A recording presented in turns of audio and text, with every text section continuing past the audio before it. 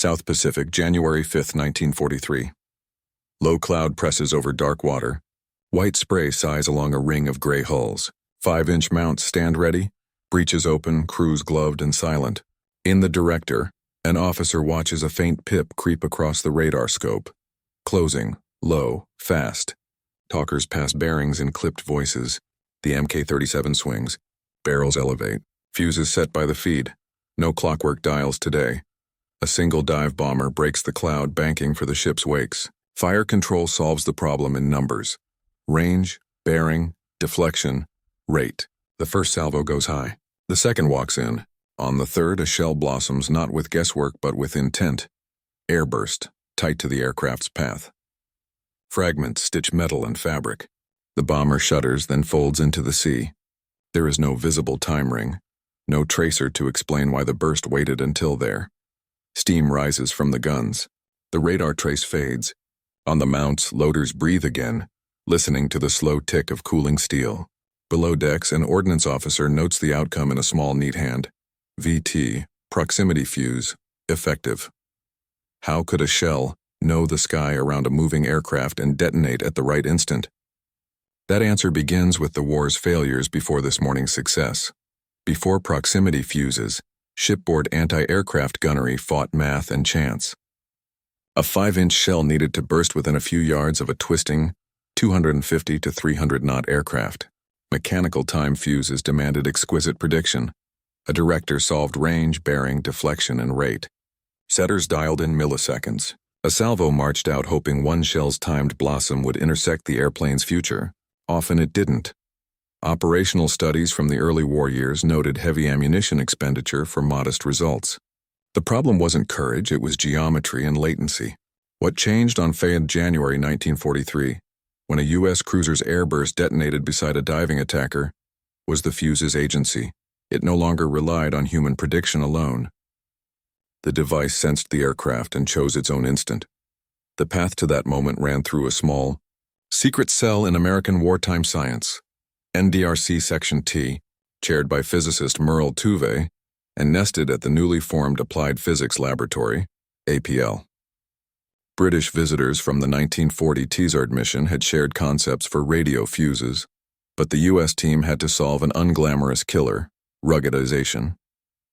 Vacuum tube electronics had to survive the launch shock of a 5-inch gun, on the order of tens of thousands of G, and spin near 30,000 RPM without component failure.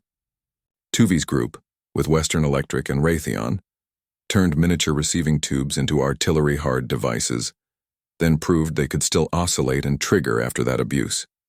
The sensing principle was simple in outline. Emit a radio signal, receive the echo, and look for the Doppler beat frequency change that reveals closing range. Then a thyrotron-based circuit fired the detonator at the peak. Making that principle endure a gunshot was the art. Early proofs came quickly and imperfectly. By January 1942, 5-inch projectiles with experimental fuses achieved about 52% functioning in trials, far short of Tuve's ambition, but good enough for the Bureau of Ordnance to order pilot production while APL refined reliability. Then came the test everyone remembered. In August 1942, over Chesapeake Bay, cruiser batteries firing proximity-fused rounds at radio-controlled drones destroyed 3 targets with 4 shells. The Navy halted the 2-day trial after the first morning.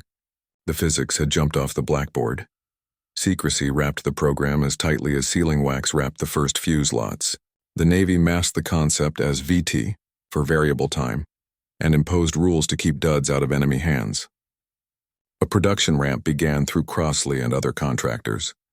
Batteries, miniature tubes, and potted modules were assembled under inspection regimes that treated each fuse like a war-critical instrument. The bottlenecks were mundane: reliable dry cells that would wake on firing shock, lacquer that would not crack under spin, sealants that kept Pacific humidity out of circuits. Yet output climbed, and with it pressure to test in combat. For that, the Navy sent one of its most trusted ordnance officers, William S. Deak Parsons, to the South Pacific. From September 1942 to March 1943, Parsons helped introduce the fuse to fleet units and managed the first combat issuance under Admiral Halsey. The rules were strict. Use over water only at first, so any dud would sink unrecovered.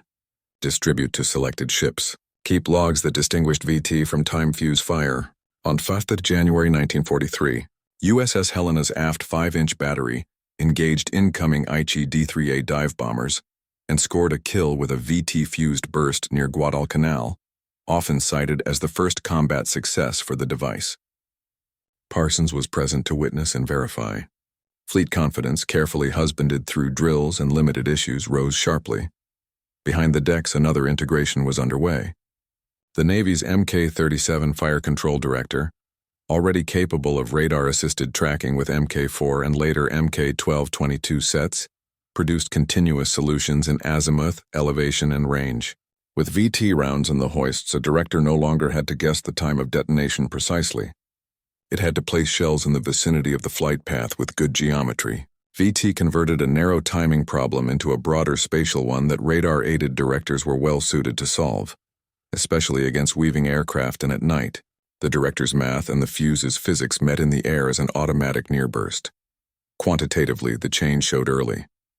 In 1943, about a quarter of naval AA rounds fired used proximity fuses, yet analyses credited them with roughly half of the aircraft shot down by AA, evidence that near bursts multiplied lethality compared with mechanical time settings.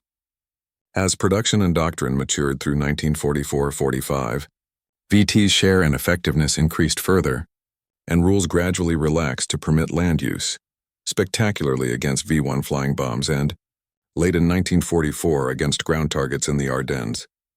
But its first crucible remained the Pacific Sea fight, where radar directors, discipline mounts, and VT shells together began to bend attack profiles and pilot expectations. What the crews heard after training and a dozen engagements was simple: the same drill, the same director orders, but more air bursts closer to metal, and fewer enemy planes reaching weapon release range. That reliability under stress, born of Tuve's engineering and Parsons's shepherding, is the hinge on which the rest of this story turns. The next layer explains how secrecy, scaling, and integration with radar fire control transformed a promising gadget into a doctrine, and why Japanese airmen soon found that the lower, weaving runs they trusted had become traps strung in the air by circuits and fragments. The change from promise to doctrine happened quickly once the fleet proved the fuse in combat. On 4th January 1943, during air attacks around Guadalcanal, the light cruiser USS Helena, CL-50, used the new rounds to detonate a 5-inch burst tight to an attacking D-3A, often cited as the first successful combat use of the proximity fuse. Officers logged it simply, but the effect was profound. Shells no longer relied on a clockwork guess. They found airplanes. Contemporary and later histories, from Navy technical notes to museum summaries, repeat the same. Date and ship because it marked the practical birth of VT and war. Two streams of technology met in Helena's battery that morning. One was the fuse itself, miniature radio set, thyrotron trigger, and setback armed power supply, ruggedized to survive launch shock measured in tens of thousands of G. The other was radar fire control. The Mk-37 gunfire control system, tied to the Mk-4 and later Mk-12-22 radar sets and the Mk-1 rangekeeper, could keep a continuous solution on a weaving, closing target. VT did not replace that system. It relieved it of the most fragile variable, exact time of burst, and turned the director's problem into placing shells near the flight path, where the fuse's own sensing would choose the instant. The result was an automatic near-burst geometry that worked in daylight and critically at night. The Navy treated the invention like a controlled substance. It called the device VT for variable time, a name that revealed nothing about radio and everything about secrecy. Usage rules were strict in 1942-43. Issue to selected ships. Fire over water so any dud would sink. Maintain separate logs to segregate VT from mechanical time. Recover no components. Rear Adm. William S. Parsons, ordnance officer and later famous for another weapon, personally shepherded the first lots to Halsey's South Pacific Command, verified early actions and widened issuance only as reliability and procedures settled. Production had to scale without betraying the secret. Under Section T, Merle Tuve, and the applied physics laboratory, the program moved from lab rigs to industrial lines at firms like Crossley, Raytheon, and Western Electric. The bottlenecks were unglamorous: batteries that woke reliably on firing shock, lacquers that did not crack under spin, potting compounds that kept Pacific humidity out of circuits. Within months, the output was measured in the millions of fuses by war's end, spread across Navy AA, Army AA, and later land service versions. APL's own technical retrospectives and Navy histories place the fuse among the war's most significant engineering efforts, mentioned in the same breath as radar and the bomb. Fleet practice kept pace. In the Solomons and through the Marianas, ships learned to pair VT with radar-controlled continuous aim rather than wide-area barrages. Directors used accurate range from fire control sets. Mounts held cadence. Loaders kept the fuse stream pure, and captains set opening ranges to exploit VT's near burst better than mechanical time at night and against crossing targets. Analyses from the period and later syntheses agree on the trend line. Although VT rounds were only a fraction of total AA fire in 1943, they accounted for a disproportionate share of kills, and by 1944-45 the effect became dominant in heavy AA, particularly against night raiders and low, fast bombers. The enemy view shifted just as quickly. Early in the Pacific Air War, Japanese pilots were willing to ride low, weaving runs through 5-inch barrages, betting that time bursts would be off by a beat. After VT entered the fight, those approaches began to fail more often and at longer ranges. Pilots and unit histories described fences of bursts that seemed improbably well-timed around wings and tails. By the time kamikaze attacks crested in 1945, the U.S. had fused doctrine, combat air patrol, picket destroyers, radar, disciplined 5-inch fire, and VT shells into a layered defense that exacted heavy attrition before weapons release. Operational historians point out that the majority of VT expenditure occurred in these climactic months and was credited with hundreds of downed aircraft. Secrecy relaxed late in the war, but only carefully. The Army fielded VT for V-1 defense in 1944 and, after debate, against ground targets in the Ardennes, where airburst over troop formations proved devastating. In the Pacific, the Navy never abandoned the original caution about land recovery in areas the enemy might comb. But by 1945, the device's existence was known, even if its internals were not. What mattered more was the fleet's practiced choreography. Radar made the sky legible, VT made near bursts routine, and trained crews turned circuits and fragments into a procedure. That is the frame for the story you're telling, a marriage of physics and drill that remade anti-aircraft gunnery. From here, the camera can step closer, to men in the mounts, to the circuits in the fuse body, and to the tactics that turned once-safe approaches into traps strung invisibly in the air. A 5-inch 38 crew worked in sentences you could hear with your eyes closed. Load, breach up, case home, set, trace clear, up. The mount's steel floor trembled on recoil, the smell of ether primer and hot cordite mixing with salt air. VT didn't change the cadence. It changed the outcome the crew learned to expect. Before time, salvos stitched the sky and too often bloomed wide. With VT, gunners began to hear a different punctuation. The sharper slap of air bursts near metal, short, hard, immediate, coming earlier in the run-in. On the director, a pointer and trainer chased the solution under the talker's clipped range calls. Radar range meant the rangekeeper stopped guessing. Down at the mount, the fuse setting hoists still hummed, but the drama of, did we dial it right? Drained out of the drill. The loaders felt the difference most in their shoulders and faces. More attacking aircraft shuddered or peeled before they could settle to release height. The first time a crew watched fragments stitch across a wing with no visible time ring to explain the accuracy, the look that passed between men wasn't triumph. It was relief. This works. And then discipline returning to hold the next cadence.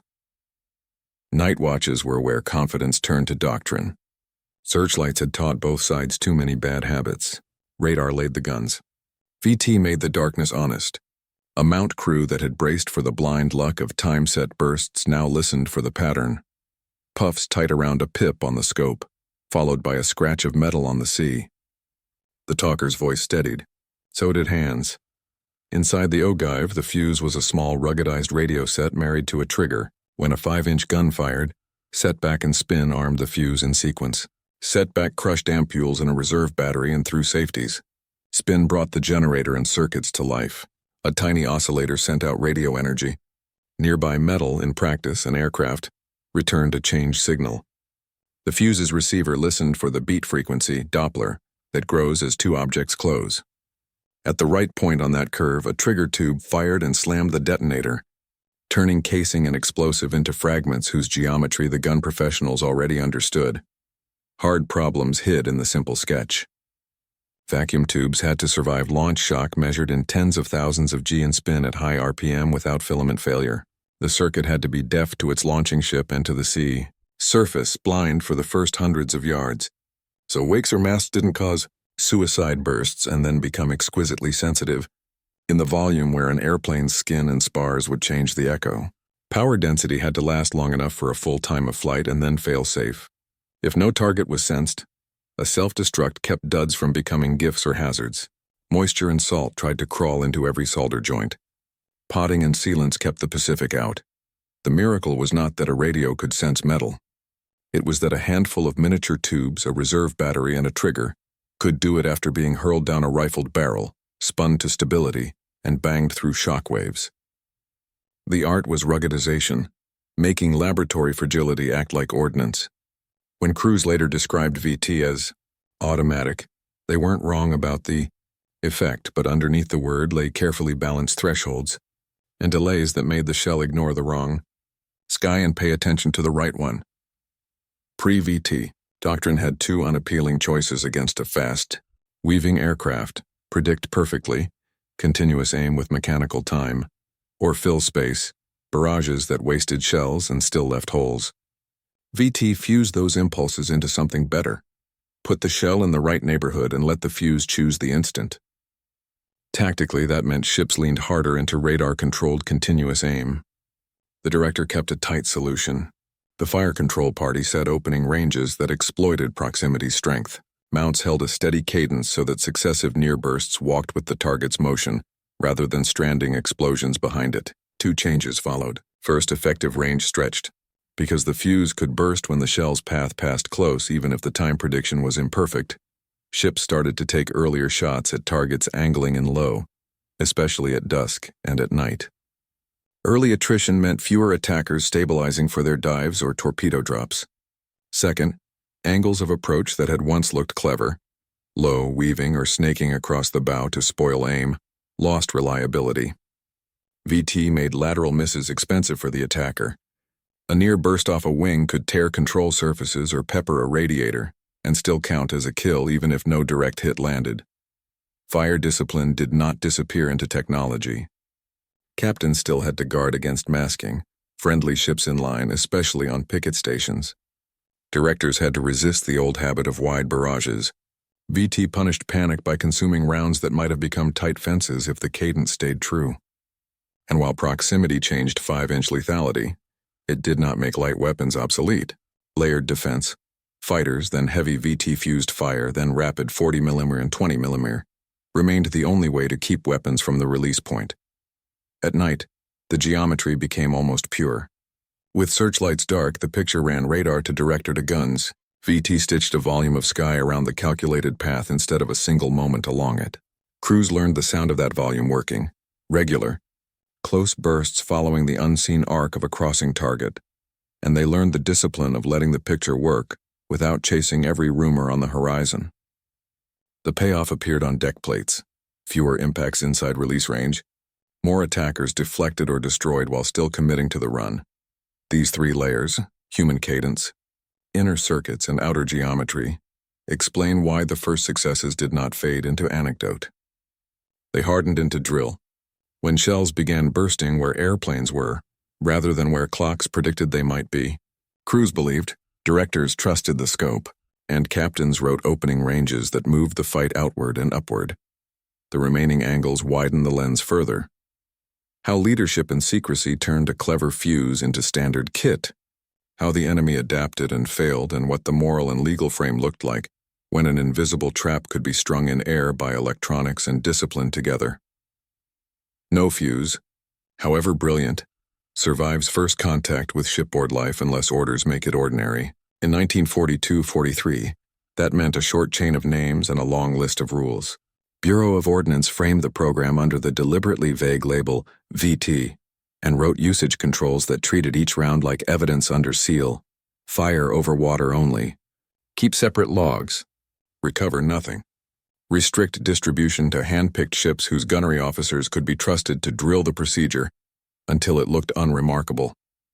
In the South Pacific, an ordnance troubleshooter, Rear Admiral William S. Deak Parsons, hand-carried early lots, witnessed first actions, and expanded issue only as reliability and crew discipline converged.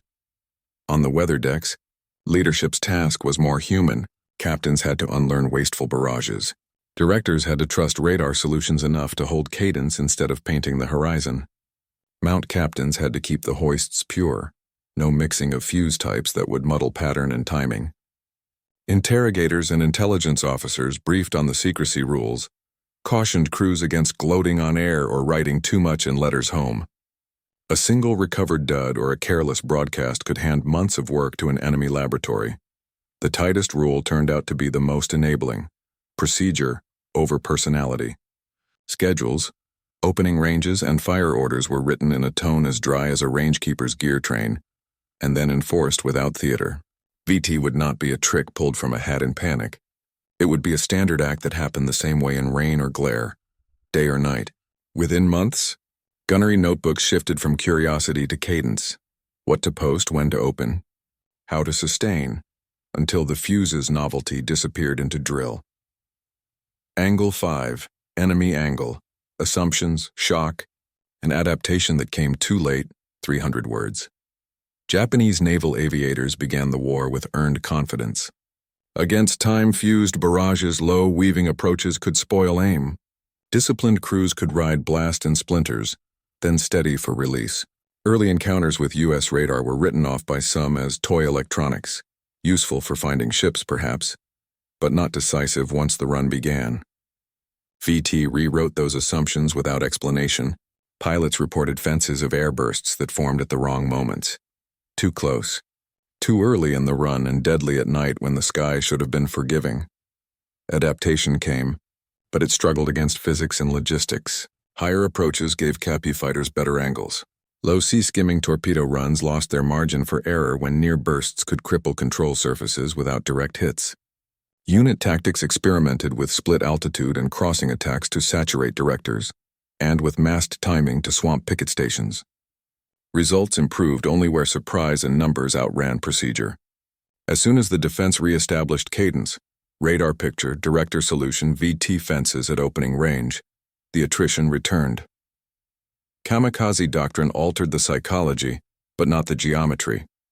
A pilot committed to impact removed the deterrent of fear, not the constraint of fragmentation in air. VT's effectiveness against a closing target did not depend on shattering a cockpit. It depended on shredding the lift and control that keep an aircraft stable for the last seconds. Even when a damaged attacker staggered through, its aim strayed.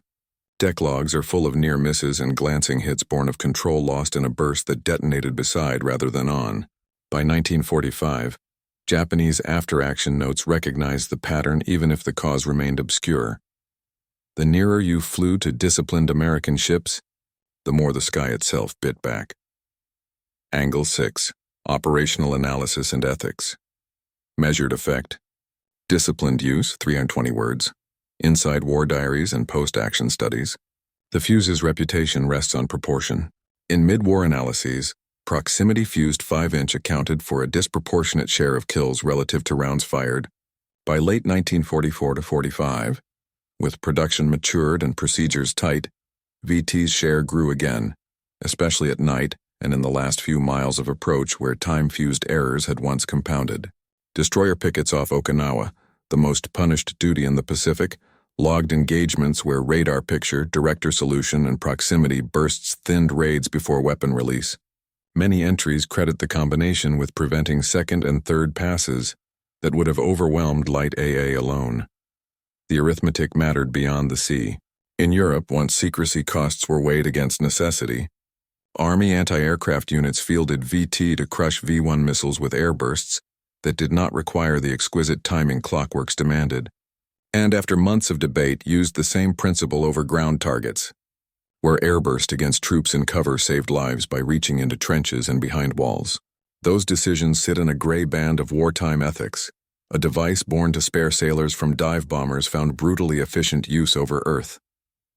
The constant across theaters was legibility, clear rules of employment, clear logs, and a chain of custody for every round. Ethically, the Navy's strict early restrictions make sense in the light of restraint as a tool of power.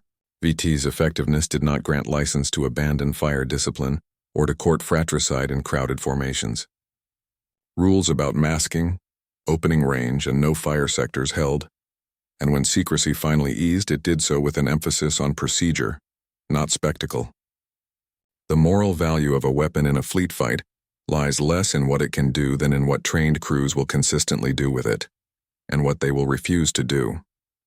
Proximity fuses were most humane when they were most predictable, exploding where physics said they should, at a range that made pilots choose between survival and release, under officers who could justify every order against a posted doctrine. These wider angles, command and secrecy, enemy adaptation and measured effect, tighten the frame for the decisive scenes. The device has left the laboratory. Crews have learned the cadence. Pilots are meeting fences they cannot see. The stage is set for the hardest tests, massed raids where radar, directors, and VT airburst must hold a line of ships together when minutes turn to seconds. Central Solomons, late 1943, convoy screen under mass raid 1402 hours. Weather at masthead height, broken cumulus glare to the west, a long Pacific swell. The transport group claws north at convoy speed, screened by destroyers with 5-inch mounts manned and directors warmed. In the plotting room, the air search scope grows restless. Faint pips at long range, then a smear that steadies into two groups, high and low, closing on divergent bearings. The fighter director talks a cap section toward the high contacts. The low set falls under the fleet's responsibility. 6. The screen commander posts opening ranges and sectors. No changes to the book. Directors hold continuous aim. No waste barrages keep VT streams pure. On the weather deck, mount captains confirm hoists, VT only. In the Mk-37, directors, pointers, and trainers ride the wheels against the rangekeeper's steady arithmetic. Range ticks downward in a cadence the crews know in their shoulders. 11. The low group resolves, single-engine attack bombers, wide front, trading altitude for crossing speed. The cap clips a segment off the top formation and sends 2 smoking aircraft down the backside of the sky. The rest keep coming.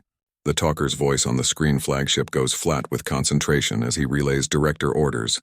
Commence firing. 412. The first salvo reaches the air it intends. Without VT, the opening would be a guess framed by time rings. With proximity, the battery stitch near bursts into the path the director has solved. Air at 8,000 yards blinks with tight blossoms that follow a moving geometry. Not a clock. Fragments reach side-on into wings and radiators. One attacker rolls into the sea without flame. Another jerk steadies and then slides off the profile, control surfaces torn. 3. The second lane lights. A destroyer 2 positions down the screen opens with a controlled ripple, single mounts walking bursts across a crossing angle. The radar plot shows the effect as negative space. Pips that should brighten dim and die. The mount crews hear it as a change in the punctuation of the fight. Sharper detonations, closer together, followed by splashes that do not carry the heavy, final note of a bomb. 414. The first test arrives at the discipline line. A wing of attackers dives shallow, then flattens into a low run that aims to mask the heavy guns behind the convoy's hulls. The screen commanders know fire sectors hold. The destroyers on the engaged bow take the burden. VT airbursts detonate beside the line of flight at ranges that would have rendered time-set predictions fragile. 2 aircraft stagger. One keeps coming, but its aim has already drifted a ship length to port. A 40mm mount finishes the correction the proximity burst began. We're 16. The sea state joins the battle. Spray blows upright across forward mounts, spitting salt on open sights. Directors ignore it. The picture is radar and bearing, not eyeball. A short electrical flicker in one director threatens to drop a solution. The gunnery officer holds the mount on local control long enough to finish a run with calm elevation orders, then swings it back to director when the circuit steadies. The crew below decks places a neat pencil tick at the hiccup point. A report will follow. On deck, Nothing wavers. The salvo rhythm is the policy. 18. The low group tries a tactic that had paid earlier in the year, crossing the bow at uneven altitudes to smear a solution. VT makes the stratagem costly. The shells need only share a neighborhood. The fuses choose the instant. A chain of bursts appears so close to a wingtip that from decks it looks like contact. It is not. It is simply physics doing what ordnance promised, triggering at a range that clockwork never held under pressure. The attacker pulls up too late, then yaws, then goes over inverted without flame. The water takes the wreck without marking the sea with oil. Pre-21. Night practice pays off in daylight. A second wave comes in from cloud shadow, low and unlit by glare. Radar never lost them. Directors never stopped solving. With lights dark and no search beams to cue nerves, the picture stays instrumental. The 5-inch mounts keep the 4 count. Slam, set, load, clear. Breach up, case home, trays clear. Up. Recoil. Airbursts fall like an invisible fence across the approach lane. A transport officer on the convoy's outer column watches one attacker simply fail to stabilize at release range. The difference is tiny, half a second of lost steadiness, but it is the difference between a bomb finding steel and a bomb wandering into a wake. 423. The cap dives across the high group and scatters it, but 2 slip through and begin dives from angles that will touch the convoy if unopposed. Heavy batteries take the first. Proximity bursts unraveling the dive long before the ship's light weapons would have had a fair shot. The second finds a seam between sectors, rolls and drops. It is the day's only hit, and it lands not because the system failed, but because probabilities never fall to 0. The bomb strikes a transport aft. Damage control reports fire, but steering intact. The screen commander does not tighten fists. He tightens cadence. The mounts do not rush. They return to the geometry that has been working since minute 1:6. The attack breaks without a second pass. This is the part crews will talk about later, the absence of the return. Earlier in the war, initial runs, even when bloodied, often turned back for hurried second swings that taxed the last miles of the approach and exposed ships to desperate release heights. VT and radar fire control have moved the fight outward. More aircraft are damaged in the approach volume. Fewer stabilize within reach of the wakes. The 40mm crews breathe, not easy, not loose, but without the hard stare of men who expect to follow up at any second. 429. The last stragglers drag away at altitude, trailing interviews of oil. The director crews ease hands but keep goggles on the scopes. A mount captain feels the deck steady under his boots as the ship overhauls formation. The talkers taste cordite and salt. On the flagship, the gunnery officer totals expenditure and effect with the plain prose the chain of command expects. Rounds fired, contacts engaged, probable kills, no barrages. VT only in heavy AA. In the medical bay, stretchers wait for casualties who do not arrive from the screen. 35. The convoy resumes its count of miles. The cap circles like punctuation marks placed with care above a page that is not yet finished. In the ready rooms and at the mounts, men register without speeches that the sky has felt different. Bursts where aircraft were, not where clocks thought they might be. Fewer bodies and release geometry. A day defined by procedure rather than by luck. The test will come again under harsher terms and with an enemy who no longer cares about survival. Okinawa, where numbers, weather, and will converge. They're the same instruments, radar solutions, disciplined sectors, and VT fences, must hold when pilots turn themselves into weapons and minutes collapse into seconds. Okinawa, April-May 1945, when numbers, weather, and will converged, the sea around Okinawa looked orderly on charts and murderous on radar. Destroyers pushed out on picket stations, lonely circles of steel meant to see trouble early and bleed it thin before it reached the anchorage. Each ship carried the same grammar of defense, air search picture fed to plotting rooms. Mk-37 directors tied to Mk-1222 sets for fire control. 5-inch 38 mounts supplied with belts of VT-fused rounds, layers of 40mm and 20mm below. Above, combat air patrol curved like commas around the sentence the fleet tried to write every hour. Find, fix, and finish raids outside weapon release range. 38 hours. A picket destroyer on a northern station registers the first smears. Multiple returns low in loose strings. Weather is poor. Cloud ceilings hang low. Showers dapple the scope. Wind throws spindrift into open mounts. The fighter director launches Cappy across the front. The bridge orders opening ranges posted to the gun batteries. Hold continuous aim, no waste barrages, keep proximity streams pure. On deck, mount captains confirm VT only. Joint Void 3. The first Yokosuka-type dive bombers appear, not in neat Vics but in ragged elements that test sectors and timing. The director's voice comes measured over sound-powered phones. Commence firing. 5-inch shells right a fence in air that crews cannot see but can hear. Sharp, close detonations that march with the radar solution. One attacker yaws at 8,000 yards, then sinks. A second, already ragged from cap, simply fails to stabilize at 5,000. Fragments have torn lift out of a wing's trailing edge, and the pilot fights a machine that can no longer hold a straight line through a burst that detonated beside rather than on Dutzer 950. The first kamikaze of the morning breaks, through cap and cloud shadow, fast, nearly level, then down the throat. Kamikaze doctrine changes the psychology. It cannot change the physics of approach. VT airbursts do not argue with courage. They argue with control. The director keeps the solution. The mounts keep cadence. Bursts begin just wide, then close. At 4,500 yards, a round triggers in the sweet geometry off the right wingtip. The aircraft does not explode. It unravels. Control surface and canopy sheeting in the slipstream. It claws for the ship and misses by a ship length, cartwheeling into water that erases the story in seconds. 46. The picket destroys 2 more attackers before the first hard test arrives. A 2-direction commitment. Classic saturation. One element crossing high from starboard, another dragging sea skimming from port. Masking rules threaten to rob the heavy guns of angles. The captain does not bend them. He shifts rudder to open sectors. He lets one light battery take the nearer risk while the 5-inch mounts hold the line across the high approach with VT. The bursts stitch a 3-dimensional volume through which the starboard element must fly. 2 aircraft enter and do not leave. A third staggers. The port runner slips nearest but arrives damaged. 40mm finishes the work a near burst began. 12. Another shower turns the deck slick and the sky uneven. Radar never loses the picture, but the men on the mounts have to trust it through rain.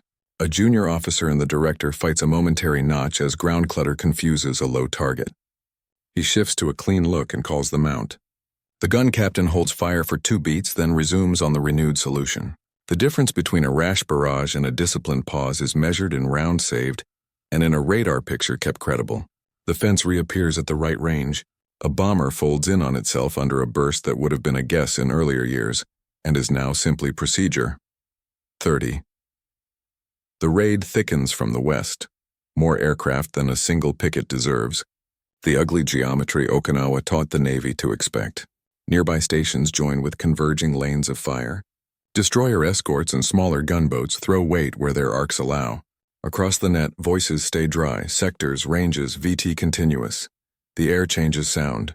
Fewer crash notes on the last mile. More splashes too far out to threaten the anchorage. A bad minute arrives anyway. A fast, low attacker drags smoke and intent. Fragments from a proximity burst have not killed it. It strikes aft. Fire seethes up. Damage control answers with foam and hoses. While the mount crews keep cadence, the only answer that protects the fire party is to thin the next minute in air. 42. Relief comes in black dots, cap falling like stones, chewing the top off a last string of raiders. Below, the picket's heavy guns continue to police the approach volume. The medical shack braces for casualties that do not come from the gun line. The gunner's mate at Mount 2 rigs fresh barrels. Steel ticks as it cools. The radar plot notes that the raid shape has frayed not from luck, but from the arithmetic of near-burst attrition operating for 40 minutes straight. Elsewhere along the picket ring, ships without the same luck make the same kind of stands, some ending with hulls blackened and lists written in ragged hands, others with scars that will be painted over in days. Across those hours and those stations, one pattern holds. Where radar solutions and VT fences meet fire discipline, more attackers die before they stabilize, and those that survive most often miss by a ship length, by 2, by enough to turn a fatal triangle into a near miss and a wake full of bubbles. By afternoon, the sea writes its blunt summary. A destroyed picket limps stern-low toward help. Another stands by. A third resumes station with scorched paint and unbroken cadence. The radio chatter is spare. Expenditure, probables, damage, medical. In the larger anchorage, the weight of raids recedes for a few hours. Below decks, yeomen add lines to logs that will later form the war's analysis. VT employed throughout.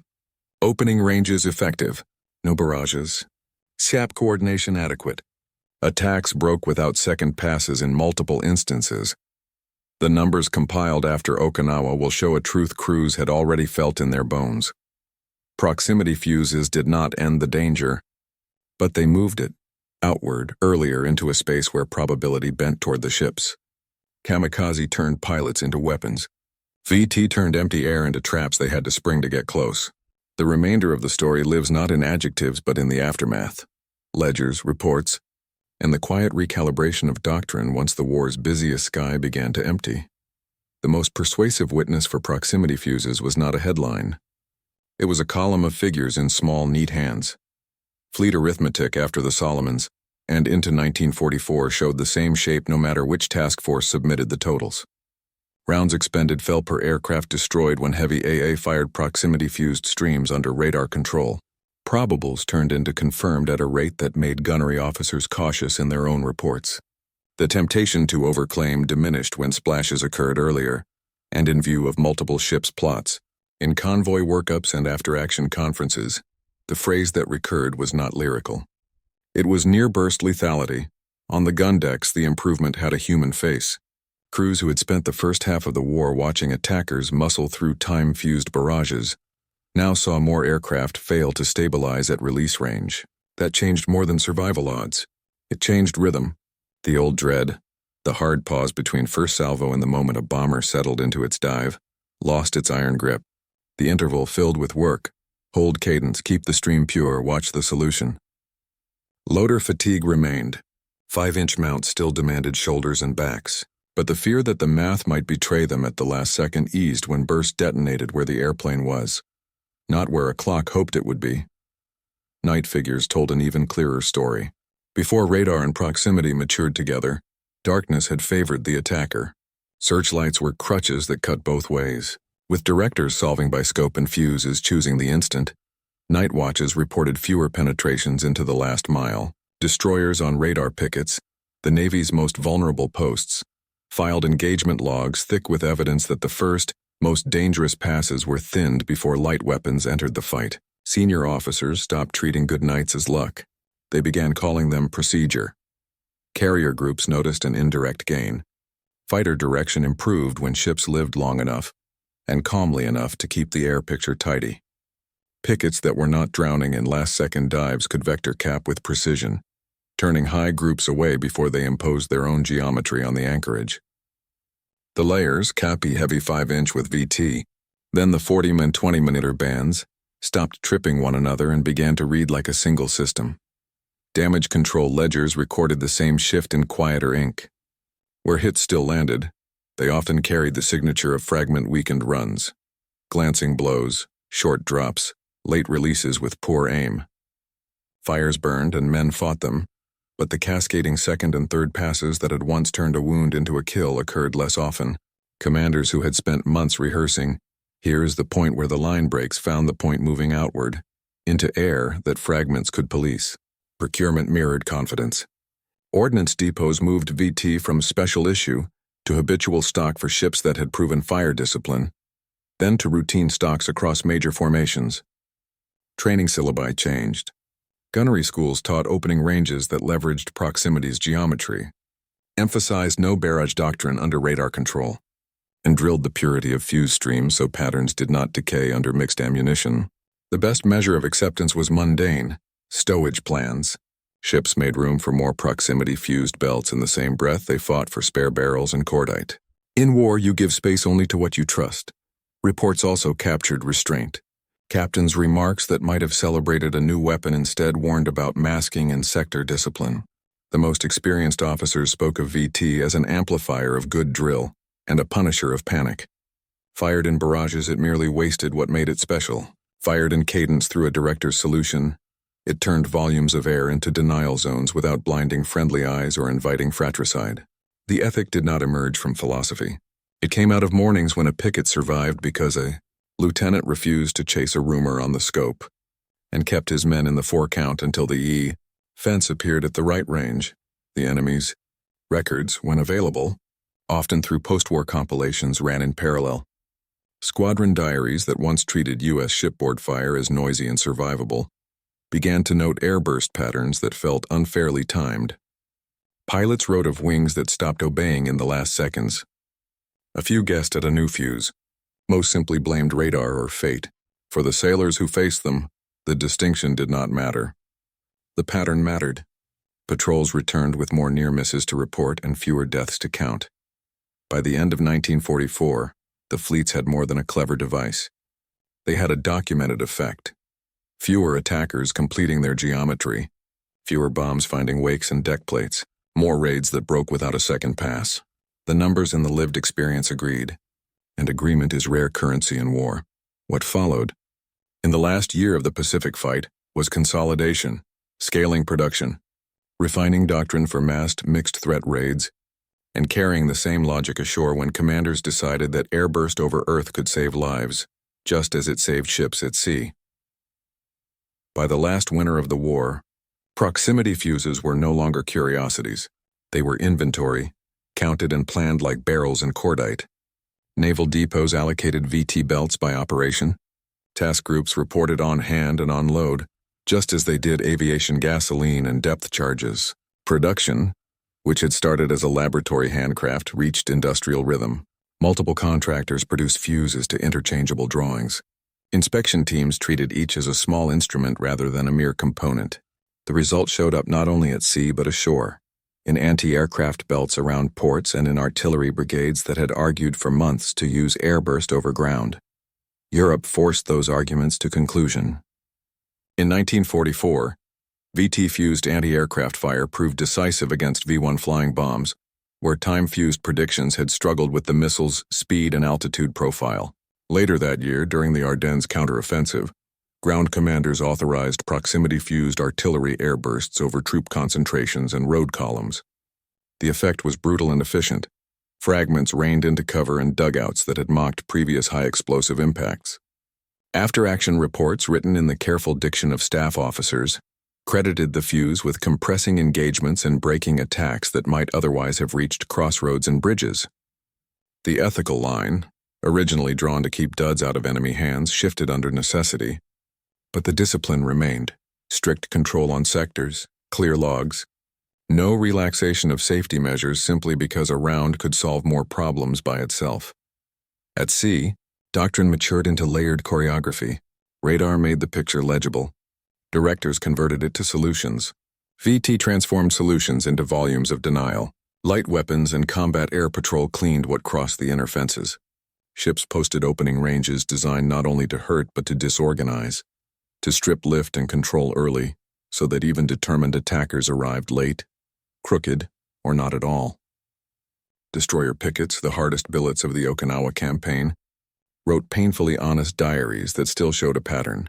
Stations that kept procedures pure, sector discipline, no barrages, VT for heavy AA, recorded fewer direct hits and more broken runs than stations where panic pulled men back into wide, wasteful fire, secrecy loosened only where geography and policy allowed. The Navy stayed conservative about land recovery in the Pacific, even in late 1945. No one wanted a damaged fuse lifted out of muck and carried into an enemy lab intact. But the existence of proximity fuses could not remain completely obscure, while thousands of sailors and gunners handled them daily. What remained guarded was how they did their work. The thresholds, delays, arming sequences, and ruggedization tricks that made tubes survive launch shock and spin. Those details stayed behind locked doors long after war's end and migrated, quietly into the next generation of ordnance. That lineage is easy to trace in the missile age. First-generation shipboard and land-based missiles carried their own proximity systems, now transistorized, built on the same principle. Sense a target's skin in RF. Trigger at a lethal standoff. Shape fragments to do what steel had always done well. Artillery kept the lesson too. Post-war field manuals treated airburst as normal rather than exceptional, and later fuses, safer, smarter, sometimes programmable, rode the same logic into new calibers and missions. The idea that a munition should choose its own instant within a commander's geometry had escaped the laboratory for good. The cultural effect inside navies was subtler. VT did not erode gunnery discipline. It rewarded it. Commands that posted ranges, kept streams pure, and drilled radar director crews to treat night as an ally found their men less anxious and more analytical. Gunnery schools rewrote syllabi to emphasize procedure over personality, teaching young officers to trust instruments and to resist the urge to fill the sky in anger. War at sea remained ugly and personal. The smell of ether, primer, and hot steel did not lift, but parts of it became repeatable in ways that spared lives. Fewer barrages, fewer last-second dives reaching release height, more raids that broke without a second pass. By the time surrender orders traveled like a long echo across two oceans, the Fuse sat inside an ecosystem of radar, plotting rooms, and human cadence that had transformed shipboard air defense.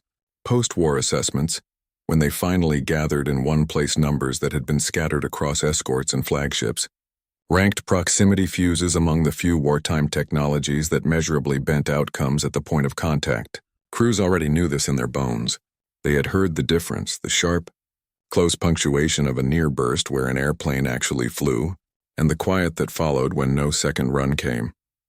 In the years that followed, museums displayed cutaway fuses and plaques praised ingenuity. Those pieces tell only part of the story. The rest lives in routine, in chalked opening ranges, in a mount captain's forecount, in a director officer's calm refusal to chase rumor across a noisy scope. The weapon mattered. The way it was used mattered more. The narrative you've watched settle since the first kill off Guadalcanal is therefore not about a gadget. It is about correctness under pressure, engineering that survived launch shock, and leadership that turned circuits into procedure. The skies did not become safe. They became structured, rich with traps strung in air by physics and discipline together, and that structure pushed the odds back toward the ships. With the ledgers closed and the doctrine written, one task remains: to weigh what the weapon taught about innovation and restraint, and to set a quiet marker on how technology married to procedure can change the texture of combat without changing its nature. A warship's defense is not a single machine. It is a conversation between physics and people, between circuits that do exactly what they are built to do, and crews who decide when that exactness matters. Proximity fuses did not make the Pacific quiet. They made it legible. Radar traced approach. Directors shaped a solution. A fuse listened to the skin of an airplane and chose an instant. The rest was cadence, hands on hoists, eyes on scopes, a spoken forecount that kept steel and intention aligned. In that chain, the marvel was not that a shell could sense metal. It was that engineering strong enough to survive a gun's first millisecond met discipline steady enough to use that strength without waste. Weapons earn their reputation at the point where they meet restraint. VT could have been thrown at the horizon in fear. Instead, commands taught themselves to hold fire for angles that mattered, to keep streams pure, to accept that an attack broken early was as real a victory as a burning wreck alongside. The ethic that emerged was not sentimental. It was procedural. Post the range, trust the picture, let the fuse draw a fence that turns geometry against the attacker. Where that ethic held, ships lived. Where it wavered, fragments did less than they could. The weapon's legacy is likewise split between invention and habit. The circuits became transistors, then seekers. Shells gave way to missiles that carry the same logic in more complex skins. But the rhythm that made VT decisive, the refusal to chase rumor, the insistence on procedure over personality, remains the part that travels best. It explains why night defenses thickened, why pickets sometimes came home scorched but afloat, why ledgers after hard days wrote broke without second passes in measured hands. There is a quiet grace in that arithmetic. A device that sensed distance changed the distance at which choices were made, by pilots weighing survival against release, by captains weighing sectors against panic, by mount crews counting a 4-beat that kept fear from filling the sky. No instrument stopped the war, but one instrument, married to a routine, shifted probability toward the ships and away from the wakes that mark failure. In fleets that learned that lesson, the last sound after action was not a cheer. It was the soft tick of cooling steel, and the knowledge that tomorrow's ranges were already written large enough to read. Subscribe for more true stories that remind us of what it means to be human, even in the darkest of times.